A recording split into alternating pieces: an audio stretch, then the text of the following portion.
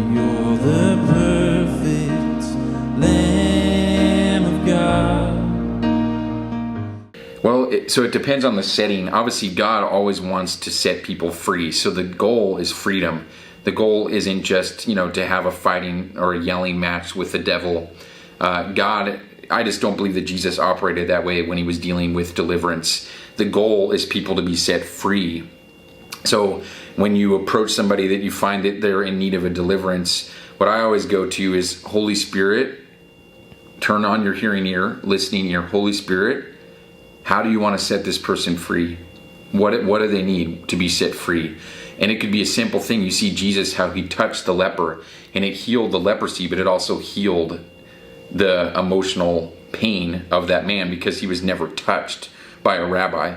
He was considered unclean, but a rabbi touched him. So he was physically healed and emotionally healed.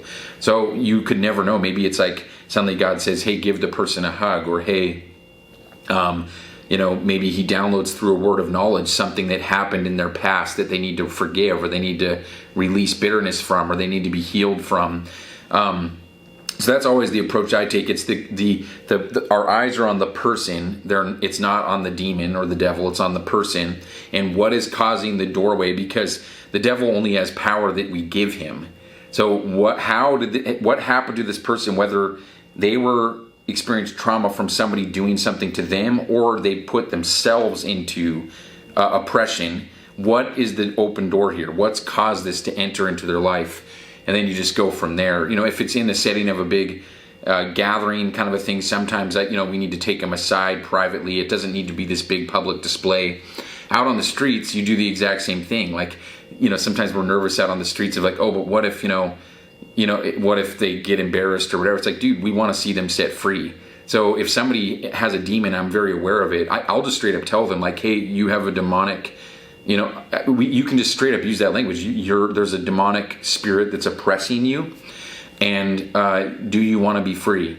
And then we go from there. In a public setting, you can even go after it by doing an altar call. So when people respond, that's their response to come forward saying, I want to be free. Out on the streets, you have to do one-on-one, actually ask them, do you want to be set free? Jesus will set you free from this demonic oppression. And then you can, again, walk through the same thing of where's the lie, what are they believing, to get to that place of freedom.